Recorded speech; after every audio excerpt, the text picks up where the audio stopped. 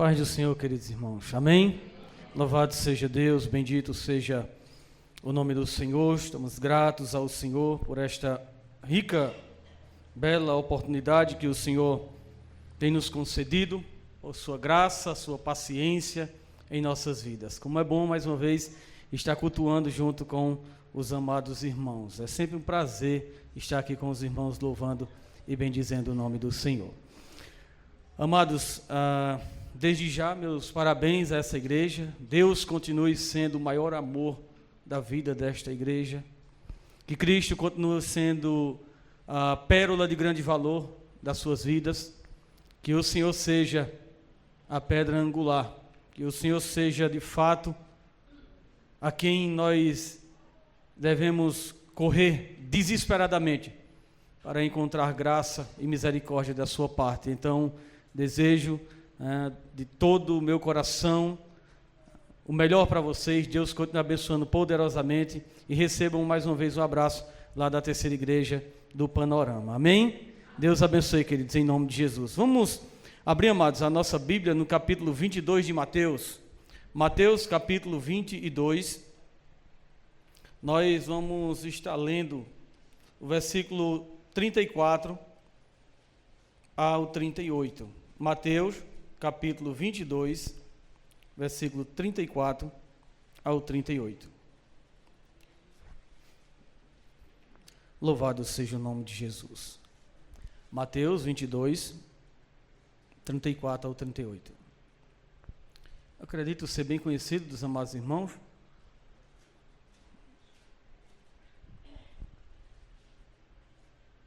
A palavra do Senhor diz assim, queridos: ao ouvirem dizer que Jesus havia deixado os saduceus sem respostas, os fariseus se reuniram. Um deles, perito da lei, o pôs à prova, como está escrito: Mestre, qual é o maior mandamento da lei?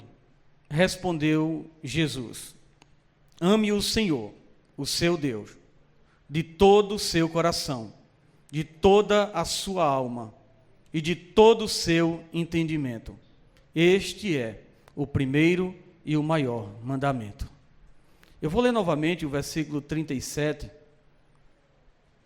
Respondeu Jesus: ame o Senhor, o seu Deus, de todo o seu coração, de toda a sua alma e de todo o seu entendimento. Este é o primeiro e o maior mandamento. Pai, mais uma vez, nós bendizemos o teu nome. Quero engrandecer a ti, Senhor, porque o Senhor é bom. E a tua graça é melhor que a vida. As tuas misericórdias têm sido a causa de estarmos de pé todos os dias. Senhor, a minha oração é que, em nome de Jesus, mais uma vez, o Senhor glorifique a Cristo nessa reunião. Glorifique a Cristo, Senhor, em cada coração que vai ouvir a tua palavra. Exalte a Cristo, Senhor, em cada mente nesse momento, em cada ação, em cada palavra. Glorifique somente a Jesus. Nos ensine, Senhor. Nos ensine a amar a tua palavra e, consequentemente, Senhor, amando a ti acima de todas as coisas, nós vamos amar uns aos outros. Fique conosco e glorifique teu Filho, Jesus Cristo. Assim eu te oro e te agradeço mais uma vez, em nome de Jesus. Amém. Louvado seja Deus. Amados, é sabido de todos que, como já lemos nessa noite, o qual o evangelista João disse no capítulo 3, versículo 16, que Deus amou o mundo de uma tal maneira, que deu de fato o seu Filho unigênito para que todo aquele que nele crê não pereça, mas tenha a vida eterna.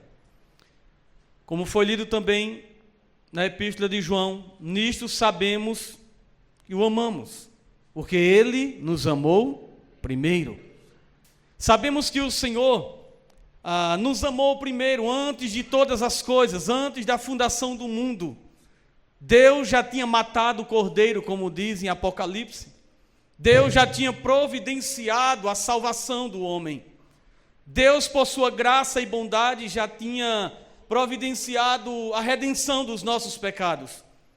O castigo que nos traz a paz já estava sobre os ombros de Cristo antes da fundação do mundo. Porque de fato Deus já tinha matado o Cordeiro por amar a mim e a você. Isso é graça, isso é maravilhoso. Então, saber que Deus nos amou, a gente já sabemos. Saber que Deus nos perdoou com sua graça maravilhosa, com sua boa misericórdia, isso já sabemos. Já sabemos, queridos, que Deus envia o Espírito Santo para nos ajudar nas nossas fraquezas. Sabemos de fato que Deus nos amou, porque se Deus não tivesse nos amado, nós por nossas próprias forças, não teríamos força de estarmos aqui louvando e bendizendo o seu nome. Isso é graça, isso é amor. Sabemos que Deus já nos amou, isso é maravilhoso. Mas eu quero trazer, pela graça e a bondade de Deus nessa noite, neste dia, é como eu posso retribuir este amor. Como eu posso amar a Deus? Como eu posso ter um coração grato ao Senhor? Como eu posso amar ao Senhor acima de todas as coisas? De fato, nós não conseguimos, enquanto estivermos aqui, amar ao Senhor na sua totalidade, amar ao Senhor como Ele exige. De fato, nós não conseguiremos, mas nós podemos nos esforçar para amar ao Senhor. Nós podemos nos esforçar. Então, o versículo 37 diz: ame ao Senhor, o seu Deus. É a resposta de Jesus a um dos saduceus. É a resposta de Jesus a um dos fariseus. Ame ao Senhor, o seu Deus, de todo o seu coração, de toda a sua alma, de todo o seu entendimento. A pergunta é: já parou para pensar? Será que eu já parei para pensar? Será que você já parou para pensar que nós, como cristãos, nós temos o dever de amar ao Senhor e obedecer os seus mandamentos? E nem todos esses mandamentos aqui, nem todos os mandamentos estão numa mesma categoria, pois existem mandamentos maiores, existem mandamentos menores, e o maior deles e todos eles de fato foi resumido: ame ao Senhor, o seu Deus, de todo o seu coração, de toda a sua alma, com todas as suas forças. Então nós, queridos, temos essa obrigação, não para sermos salvos, mas porque já somos salvos. E esse é o maior dos mandamentos, e eu e você deveríamos estar preocupados ao ler esse versículo 37. Nós deveríamos estar preocupados com isso, em cumprir este mandamento. E foi isso que o fariseu perguntou a Jesus acerca do maior. Qual é o maior mandamento? E o versículo 22, capítulo 22, do 35 ao 37, vai dizer isso. O Senhor Jesus aqui, Ele está repetindo o que está escrito no livro de Deuteronômio, capítulo 6, versículo de número 4, quando o Senhor diz: ouve, ó Israel, abram os seus ouvidos, ó Israel. Para quê? Ouça, ó Israel, o Senhor, o seu Deus, é o único. Amarás de todo o teu coração, de toda a tua alma, de toda a tua força. Este é o maior mandamento que o Senhor exige dos seus filhos, daqueles que professam o seu nome, daqueles que dizem que Ele é o maior amor da sua vida. Então, se esse é o maior mandamento, se o Senhor exige ser amado pelo seu povo, Ele requer ser amado nesses termos. O Senhor exige de todo o coração, de toda a alma, com toda a sua força, e isso significa com todo o seu ser, razões, emoções, seu ser interior. Mas a pergunta é: como amaremos ao Senhor? Como amaremos ao Senhor nessa proporção? Como vamos obedecer ao Senhor e cumprir os seus mandamentos? Essa é a pergunta. E eu estava meditando nesse versículo 37. E para isso acontecer, para eu me esforçar e amar ao Senhor, De fato, sabemos que tem a intervenção do Senhor. É Ele que coloca de fato esse desejo no nosso coração. Mas tem que haver também um esforço seu, uma busca em amar ao Senhor. E para isso acontecer, nós precisamos, eu preciso, você precisa saber um pouco sobre o tamanho do nosso pecado. Eu preciso entender sobre o pecado. Aí você diz, quer dizer que para eu amar ao Senhor, eu tenho que saber o que é pecado, o tamanho do meu pecado? Sim. Para eu amar ao Senhor, para você amar ao Senhor, você tem que saber o tamanho do perdão que você recebeu. O tamanho da graça que Ele concedeu a você. Primeiro, eu tenho que saber o quão pecador eu sou, para eu poder amar ao Senhor. Primeiro, eu tenho que entender o tamanho do meu pecado, para que eu possa dizer que o Senhor é o maior amor da minha vida. Então, meus amados irmãos, se você lembra da passagem que Jesus está na casa de Simão, o fariseu, a primeira coisa é entender o tamanho do pecado que você tem, o tamanho, o quanto você é pecador para poder amar ao Senhor. Então, me lembro quando Jesus está na casa de Simão, o fariseu, uma prostituta entra e começa a lavar os seus pés com as suas lágrimas. E, consequentemente, ela enxuga os pés de Jesus com seus cabelos. E a Bíblia diz que por conta desse ato, Simão julga Jesus, porque uma pecadora está tocando os seus pés. E jamais um judeu poderia deixar uma mulher tocar os seus pés. Então Jesus o repreende e diz: Simão, quando eu entrei na sua casa, você não lavou os meus pés. Você não enxugou os meus pés. Você não me honrou como deveria ter honrado. Mas esta mulher lava os meus pés com suas lágrimas e novamente ela enxuga-o com seus cabelos. E Jesus dá uma palavra a Simão poderosa. Mas ele diz: mas essa mulher, ela lava os meus pés com lágrimas e enxuga com seus cabelos. E ela mostra o seu muito amor para comigo, porque a quem muito é perdoado, muito é agradecido e muito ama. Quem muito é perdoado, muito é agradecido e muito ama. Ou seja, só pode me amar como essa mulher me amou, só depois que entender o tamanho do perdão que recebeu. É por isso que esse tema maravilhoso, nós o amamos, nós o engrandecemos, nós bendizemos o seu nome, porque entendemos o tamanho do perdão que recebemos da parte do Senhor. Nós professamos para o mundo inteiro que Jesus é o maior amor das nossas vidas, porque um dia, de fato, Ele nos amou e não considerou o nosso pecado. Ele nos amou, nos perdoou com o amor de Deus. Ou seja, só pode me amar, Jesus disse, como essa mulher me amou, só depois que entendeu o tamanho do perdão que recebeu. Ela só sabe o tamanho do perdão que foi oferecido a ela. Ela só sabe o tamanho do perdão que ela recebeu, porque ela sabe o quanto ela é pecadora e ainda é. E Jesus está dizendo a Simão: Simão, logo você me ama pouco, porque você pensa que é pouco pecador. Você pensa que é pouco pecador e você vai amar pouco, porque vai receber pouco perdão. Ou seja, a maneira, queridos, de nós amarmos ao Senhor de todo o nosso coração, de toda a nossa força, de todo o nosso entendimento, é entender o tamanho do nosso pecado, é entender o tamanho da nossa ofensa para com o Senhor. Aí nós vamos conseguir amar ao Senhor, porque ninguém aqui é bom, ninguém aqui é santinho, ninguém aqui é santinha, ninguém aqui é bonzinho. Se não entendermos o quão pecadores somos, e para que sabemos, queridos, o tamanho do perdão que recebemos, nós vemos em Romanos no capítulo 1, no capítulo 3, quando a Bíblia diz que não há um justo sequer. Romanos 1 e 3, não há um justo sequer.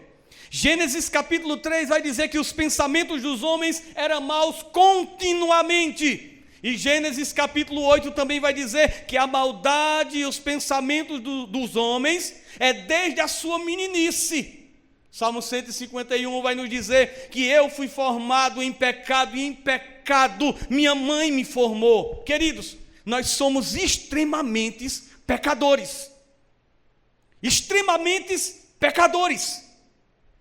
Nós ofendemos a santidade do Senhor. Nós ofendemos a santidade de Deus. Quebramos toda a lei do Senhor. Quebramos toda a lei do Senhor. Não há bondade alguma em nós, ou nada do que viemos fazer, ou fosse atribuído a nós para termos o favor de Deus. De fato, nós éramos criaturas perversas. E a verdade é que Deus nos tirou do lixo, do monturo. Nós éramos criaturas perversas, como diz a Bíblia. E a verdade é que Deus nos tira do monturo, do lixo. Nós éramos pecadores, escravos do pecado. A Bíblia nos diz que estávamos condenados como ovelhas que não têm pastor. Mas quando olhamos para isso e reconhecemos o quão pecador somos, quando eu passo a reconhecer que os meus feios, tristes, horríveis pecados me distanciava da glória de Deus, quando eu passo a reconhecer isso dentro do meu coração, eu começo a entender o tamanho do perdão e da graça que me foi concedido. Eu passo a amar também ao Senhor. E na verdade o pecado do homem, a queda do homem, não piorou a vida do homem. Não somente piorou o homem. O pecado na vida do homem, nas nossas vidas, ele não somente piorou, ele matou, ele depravou o homem. O fez um ser abominável, desprezível aos olhos de Deus. Trazíamos náuseas a Deus. Então, o primeiro passo é saber o quanto éramos pecadores e o quanto ainda somos. O primeiro passo é eu saber o quanto eu sou pecador, o quanto eu ofendo a santidade do meu Deus.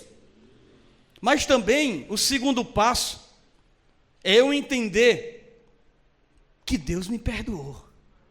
É eu entender o tamanho do perdão que me foi concedido. Não é somente eu entender o quanto eu sou pecador, mas de que e o tamanho desse perdão. Ele nos perdoou. Você sabe muito bem. A pergunta é: o quanto, presbítero, Deus me perdoou? Que eu sou pecador, eu sei.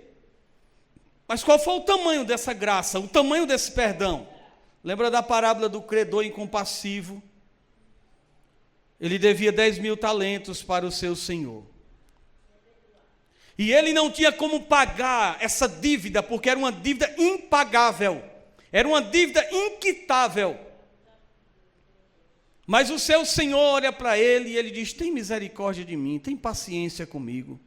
Eu vou pagar essa dívida. E o seu senhor olha para ele e diz: você não tem condição de pagar essa dívida, é muito alta. E o seu senhor olha para ele e diz: eu te perdoo. Eu te perdoo. Só que em seguida, esse homem que foi perdoado com uma dívida de 10.000 talentos, 10.000 talentos, o seu conservo, diz a Bíblia, que o seu conservo lhe deve 100 denários. E agora ele olha para o seu conservo e a Bíblia diz que ele pega na gola da camisa do seu servo, e esse servo seu deve 100 denários a ele. O que é 10.000 talentos perto de 100 denários? Um valor insignificante. E a Bíblia diz que ele coloca esse homem contra a parede e diz: você tem que me pagar. Mas a pouco instante esse homem foi perdoado 10.000 talentos. E ele não queria perdoar 100 denários desse homem. E 10.000 talentos, ele é perdoado, o Senhor o perdoou. Mas ele não quer perdoar 100 denários. Mas em suma, aqui, o Senhor repreende ele, porque ele foi perdoado de 10.000 talentos, convertido na moeda de hoje, milhões e milhões e milhões de reais. E 100 denários, um valor muito, para a gente ganhar tempo, muito insignificante. Mas ele não consegue perdoar. Ele não consegue perdoar 100 denários. De fato, aqui, ninguém conseguiria ficar devendo 10.000 denários.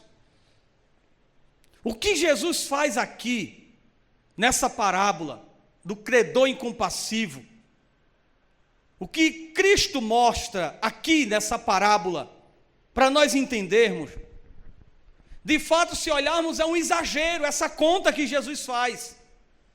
É um exagero muito grande, porque é uma dívida enorme, é uma dívida extraordinária, muito grande, mas é de fato a nossa dívida que tínhamos com o Senhor. É de fato, queridos, a dívida da nossa vida, da nossa alma, da nossa existência para com o Senhor, que era muito grande e impagável. Então, quanto Jesus me perdoou?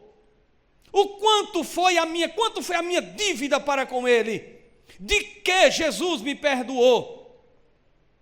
Mas aqui Jesus está nos dizendo que é uma dívida impagável, inquitável. E foi disso que Ele nos perdoou.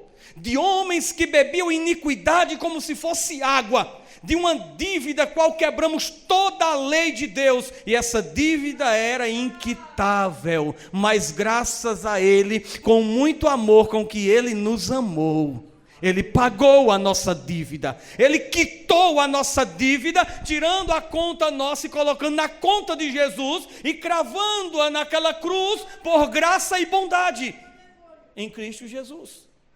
Então Ele perdoa essa dívida, uma dívida que era impagável, uma dívida que não teríamos condição de quitá-la, mas nos perdoa dos nossos feios, tristes e horríveis pecados. E então conscientemente, depois desse perdão, dessa graça, não tem outra alternativa, não tem outro meio, a não ser nos lançarmos desesperadamente aos seus pés e amá-lo com todo o nosso coração, com toda a nossa força, com todo o nosso entendimento, porque isso vai gerando amor. O amor não é de uma hora para outra, é conhecendo, nos aproximando a cada dia, e o amor vai sendo gerado dentro de nós. Nós não amamos o Senhor de uma hora para outra,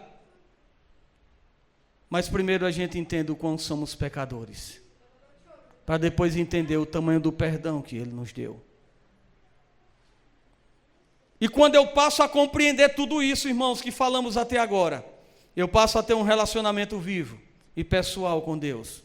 E eu faço para viver. E como faço para viver? Como faço para amá-lo mais? Como eu faço para viver uma vida mais de amor, de devoção, de dedicação ao Senhor? De que maneira? Busque mais ao Senhor. É buscar conhecê-lo mais. É buscar aprender mais do Senhor. Porque eu já entendo o quão pecador sou, eu entendo o tamanho do perdão com que Ele me perdoou, e agora eu passo a buscá-lo mais, a amar mais ao Senhor. Sabe por quê? Porque ninguém ama quem conhece, quem não conhece. Seu pai e a sua mãe, antes de se conhecerem, eles não se amaram antes de se conhecer. Antes de tudo, um teve que conhecer ao outro para o amor ser gerado dentro dos seus corações. Antes de conhecer, antes de surgir um sentimento, amor, eles tiveram que se conhecer. Então, o contrário é verdade. Qual? Se eu não tenho amado ao Senhor, então é porque eu tenho falhado em conhecê-lo. Se eu não tenho amado ao Senhor sobre todas as coisas, se Cristo não tem sido o maior tesouro da minha vida, se Cristo não tem sido o maior amor da minha vida, é porque eu tenho falhado em conhecê-lo. Se eu não amo ainda, é porque eu tenho falhado em conhecê-lo. Mas Ele quer ser conhecido de você nessa noite, Ele quer deixar ser conhecido. Oséias, no capítulo 6, versículo 3, diz: conheçamos e prossigamos em conhecer o Senhor, esforcemo-nos em conhecê-lo, buscando ao Senhor, ter mais conhecimento do Senhor. De que maneira? Contínua, dia após dia, conheça, busque conhecimento de Deus, procure, busque informações sobre Deus, busque a Deus. E se a igreja, irmãos, tem falhado em amar ao Senhor, é porque tem falhado em conhecê-lo. Se a igreja tem falhado em amar ao Senhor, é porque tem falhado em conhecê-lo. Isaías, no capítulo 1, versículo 3, diz que o boi conhece o seu dono, o jumento conhece a manjedoura do seu proprietário, mas Israel nada sabe. O meu povo nada compreende. E de que forma conheço o Senhor? De que forma eu posso ter um relacionamento vivo e pessoal com o Senhor? Ninguém ama quem não conhece, assim a gente já sabe disso. Através da Bíblia, através da palavra de Deus. De que forma também eu passo a amar ao Senhor? Eu passo a conhecer a Deus através da Bíblia, da sua palavra. A Bíblia revela o caráter de Deus. A Bíblia, queridos, revela do que Deus gosta. De Gênesis a Apocalipse revela o caráter do Senhor. E o que é a Bíblia? A palavra de Deus revelada aos homens. No capítulo 1 de Hebreus, versículo 1, diz o seguinte: há muito tempo atrás, Deus nos falou por meio dos profetas e por meio de revelações. Mas nos últimos dias, Deus tem nos falado por meio da sua palavra. Nos últimos dias, Deus tem nos falado por meio da sua palavra. Quem é a palavra? O verbo. Quem é o verbo? Cristo. Cristo tem falado à sua igreja. Eu que não tenho dado ouvidos, mas Ele tem falado à sua igreja. Ele tem falado à sua igreja que Ele tem que ser o maior amor da sua igreja. Ele tem falado à sua igreja que a igreja tem que tê-lo como o maior tesouro da sua vida. Ele tem falado à sua igreja, queridos, que se nós fugirmos dele, Ele vai atrás de nós, porque nenhum do que o Pai deu a Ele vai se perder. Nenhum. Aquele que o Pai me dá, Ele diz, de maneira alguma lançarei fora. Graças a Ele por isso, tudo isso. Não porque temos amado primeiro, mas porque Ele nos amou. A glória é dele. E você saberá através da Bíblia a posição de Deus sobre o pecado. Você precisa conhecer, eu preciso conhecer a palavra de Deus, porque através da Bíblia você vai conhecer a posição de Deus para com os pobres, para com o inferno, para com a humanidade. A Bíblia revela quem Deus é, o caráter de Deus, o que Deus gosta, o que Deus não gosta, o que alegra o coração de Deus, o que entristece o coração do Senhor. E mais uma vez, o nosso fracasso em amar a Deus é porque não temos se esforçado para conhecê-lo mais. Outro ponto importante: de que maneira eu posso conhecer mais ao Senhor? Através da oração. Através da oração. Eu não estou falando de apresentar necessidades. Eu não estou falando de apresentar necessidades a uma máquina de dar bênçãos. Não, não é isso. Isso todo mundo faz. Apresentar necessidade todo mundo apresenta. Estou falando de uma intimidade íntima e pessoal com Deus. É encontrar prazer na oração. É se deleitar o coração, todo o seu ser em oração. Pois a oração é o oxigênio do cristão. O cristão que não tem prazer em orar, conversar com Deus, de ler a Bíblia, ele pode amar todas as coisas, menos ao Senhor. Por isso o texto diz: ame ao Senhor, o seu Deus, de todo o seu coração, de toda a sua alma, de todo o seu entendimento. E quando temos essa relação íntima, pessoal com o Senhor, nós possamos dizer, queridos, em oração: Deus, tem misericórdia de mim, me sustenta, não me deixe, não me entregue, Senhor, as minhas vontades, porque eu sei do que eu sou capaz, ou muitas das vezes nem sei do que eu sou capaz. Mas a nossa oração é: Deus me dá, Deus eu preciso, Deus eu tenho essa necessidade.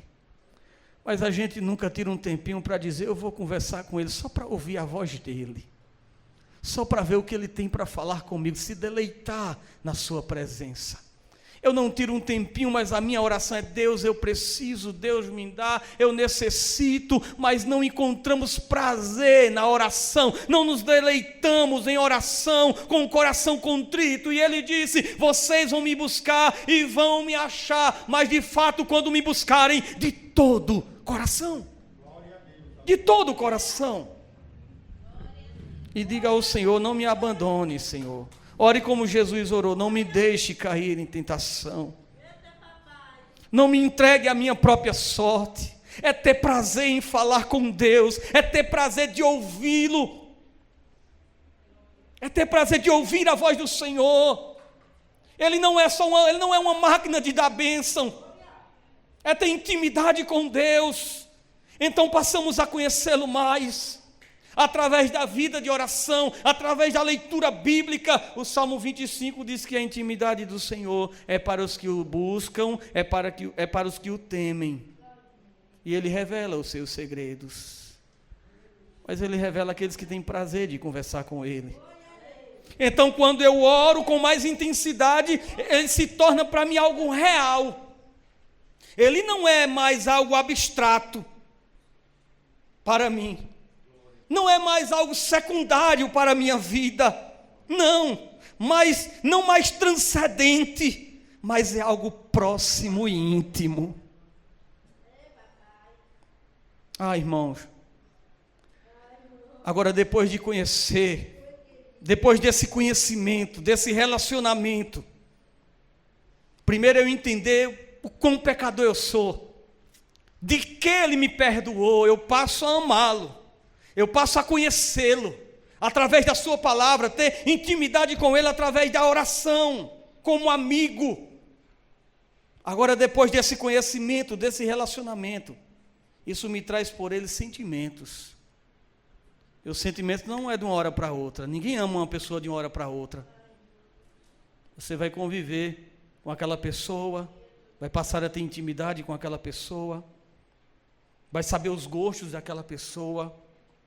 E se de fato você ama aquela outra pessoa, você vai procurar fazer o que agrada a ela, sim ou não? Então, agora depois desse conhecimento, desse relacionamento, isso me traz por Ele um sentimento chamado amor. Eu passo a amar ao Senhor, porque eu medito na sua palavra, eu tenho um prazer, eu sinto Ele dentro da minha vida.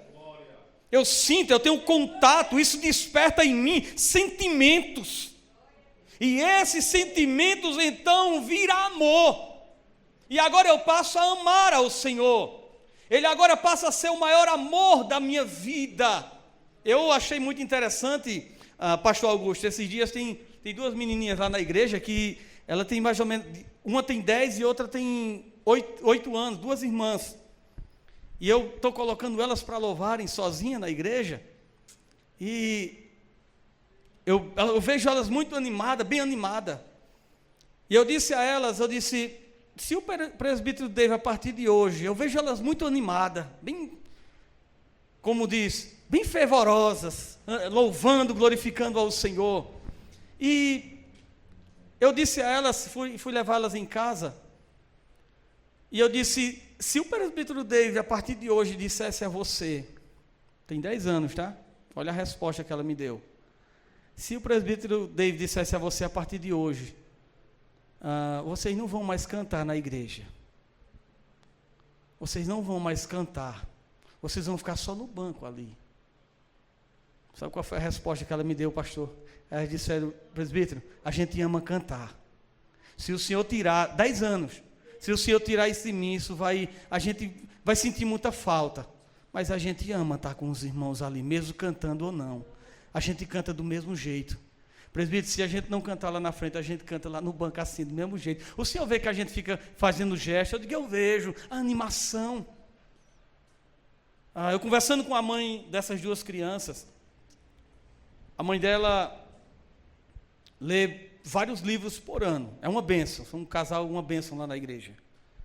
E ela diz: mamãe, coloca a gente para ler, presbítero. A gente lê tanto que tem hora que a gente nem aguenta ler mais. Eu digo: porque mamãe ama vocês. Ela diz, presbítero, que a gente tem que conhecer Deus, a gente tem que amar ao Senhor. E é isso que precisa ser ensinado. Não ensine os seus filhos a amar somente a igreja. O maior amor não é somente estar na igreja. O maior amor não é só fazer parte de um ministério. Porque muitos fazem, mas não amam o dono do ministério. Não ama a quem o louvor está sendo direcionado. Nós temos que ser ensinados a amar ao Senhor, a se deleitar no Senhor. Porque quando as coisas forem tiradas das nossas vidas, o maior amor das nossas vidas vai continuar sendo o Senhor. Se a saúde for tirada, o maior amor das nossas vidas é o Senhor. O salmista disse: o Senhor é meu pastor e nada me faltará. O Senhor é o meu pastor e de nada terei falta. O emprego pode ser tirado, mas Ele é o maior amor e o sustentador da minha vida. A saúde pode não estar como eu queria que estivesse. Eu posso perder alguém da minha família, mas Ele tem que ser o maior amor da minha vida, da sua vida. Jesus tem que ser o maior amor da vida da igreja. E se temos falhado nisso, queridos, é porque temos falhado em conhecer ao Senhor. Hoje tem se adulado as pessoas para: venha para a igreja, venha, faça parte de um ministério, dedique a sua vida.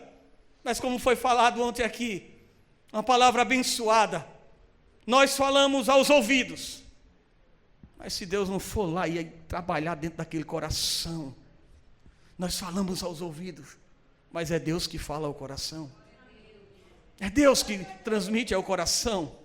Então, se temos falhado em amar ao Senhor da maneira que devemos amar, é porque temos falhado em conhecê-lo. Estamos muito preocupados com o que a pessoa está do seu lado aí está pensando de você. Estamos muito preocupados com o que meu irmão vai estar pensando de mim, mas não estamos preocupados em amar ao Senhor acima de todas as coisas. Não estamos preocupados com o que o Senhor tem pensado da minha vida. Então, aquele ser que eu medito, aquele ser que eu creio, aquele ser que eu passo a sentir falta agora, isso é amor, é sentimento. Eu passo agora a sentir falta. Fica para você mesmo aí. Você sente falta de se recolher um momento no dia para orar ao Senhor? Você sente falta no seu dia quando você não lê a Bíblia? Ou é normal? Como eu digo que o Senhor é o maior amor da minha vida se eu não tenho o prazer de estar com Ele? Como eu digo que o Senhor é o maior amor da minha vida se eu não tenho o prazer de ouvir a sua voz? E como é que ouve a voz do Senhor? Abra a Bíblia. Abra a Bíblia. Deus está falando todos os dias conosco. Abra a Bíblia, a palavra de Deus. Então, quando eu passo a meditar, quando eu passo, querida, a ter esse sentimento me vira amor, e esse amor, eu agora passo a sentir falta dele, eu agora passo a ter dependência dele, e então eu passo a amá-lo, porque ele me amou primeiro.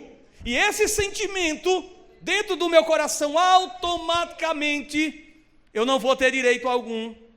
Não vou falar nisso agora, ou melhor dizendo, não vou falar nisso, mas só há uma pinceladazinha, automaticamente eu não tenho o direito algum. Eu não tenho o direito algum de olhar para você, Gilmar, e dizer: não te perdoo. Porque quando eu passo a amar ao meu Senhor, quando Ele é o maior amor da minha vida, eu vou cumprir todos os outros mandamentos. Sabe por que não se perdoa mais? Porque não tem amado ao Senhor como deve amar. Sabe por que não se importa mais um com os outros? Porque não tem amado mais ao Senhor como deve ser amado o Senhor. Mas quando eu amo, quando Ele é o maior amor da minha vida, eu sinto falta de conversar com Ele. Quando eu não leio a Bíblia durante o dia, eu vou sentir falta. Quando eu não vou orar, eu sinto falta, porque agora eu passo a ter dependência dEle. Eu agora passo a amar ao Senhor, porque Ele me amou primeiro. E aí logo, você passa a cumprir o maior mandamento da Bíblia. Não é por força. Não é mais pesado orar. Não é mais pesado estar num lugar como esse. Não é mais pesado orar. É um prazer orar. É um prazer se deleitar. A oração não só é pedir. A oração é falar e Deus ouvir, mas também a oração é parar para ouvir Deus falar e se deleitar em oração. É dar seu coração ao Senhor. É dizer, como disse Spurgeon, eu não tenho nada, a não ser um coração sujo. Mas Ele eu entrego em tuas mãos. Eu não tenho nada, a não ser um coração sujo. Mas Ele eu entrego em tuas mãos. Por quê? Porque o coração é a sede da ansiedade. O coração é a sede da amargura. O coração é a sede do amor. O coração é a sede do entendimento. O coração, ele é a sede das amarguras. Quando o coração está amargurado, todo ser reflete em todo o seu ser, no seu rosto, todo o seu corpo. Então ame ao Senhor. Que Ele seja o maior tesouro, o maior amor da sua vida.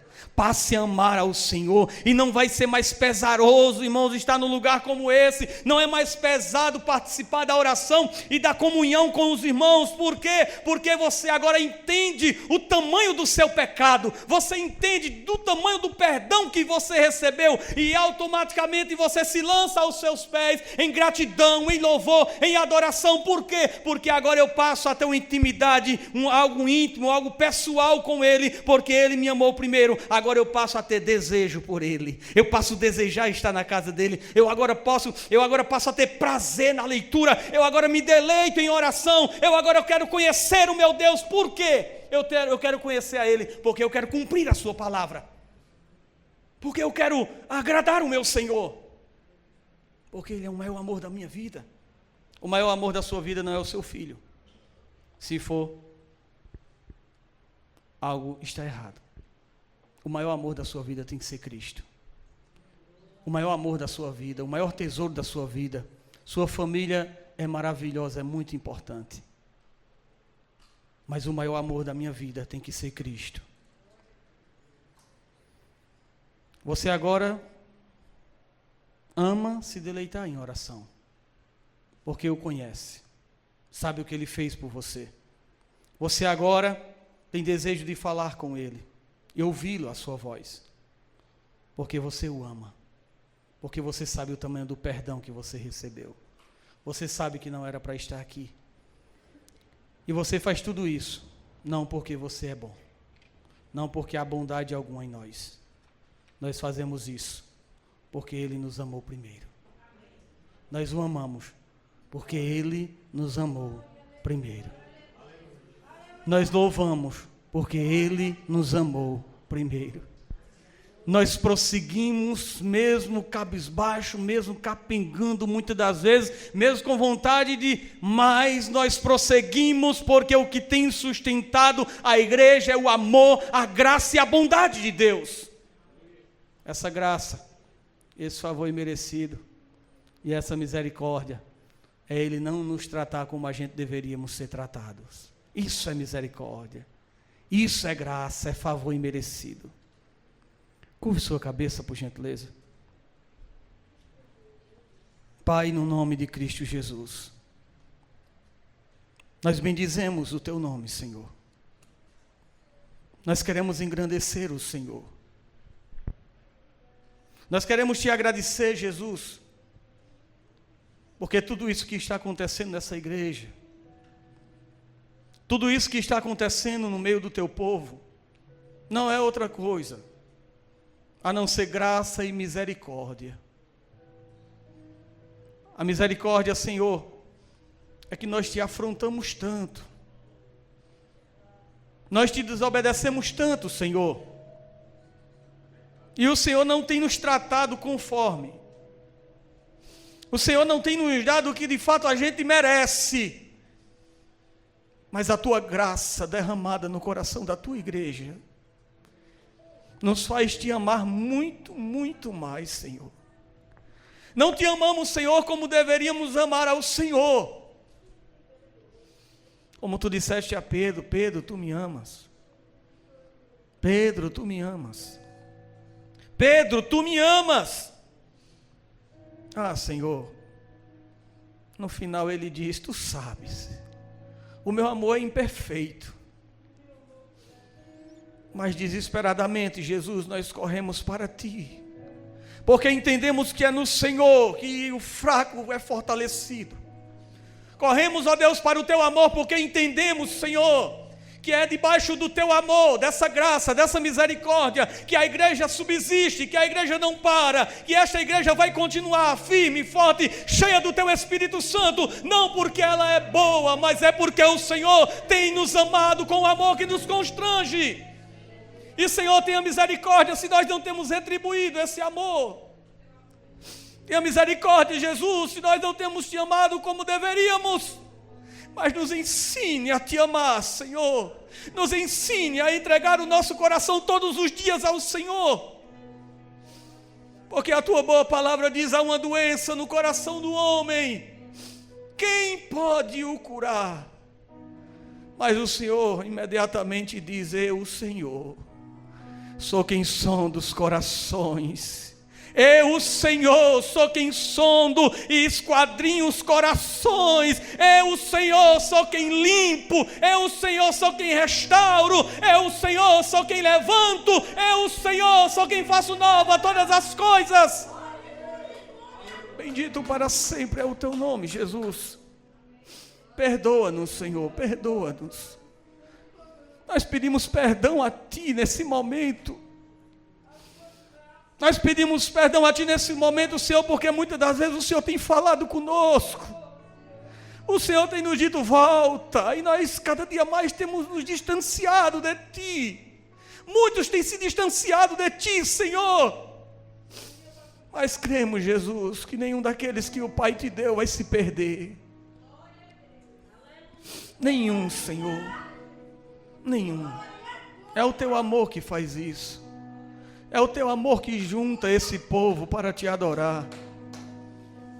Senhor, que não tenhamos outra reação diante desse amor e desse perdão, a não ser correr, se lançar aos teus pés e pedir perdão e misericórdia ao Senhor. E nos ensina a te amar, Senhor, com o amor com que o Senhor quer que o amamos. Assim eu te oro, eu te agradeço. Em nome do teu Filho Jesus. Amém. Amém. Graças a Deus. Deus abençoe, queridos, em nome de Jesus.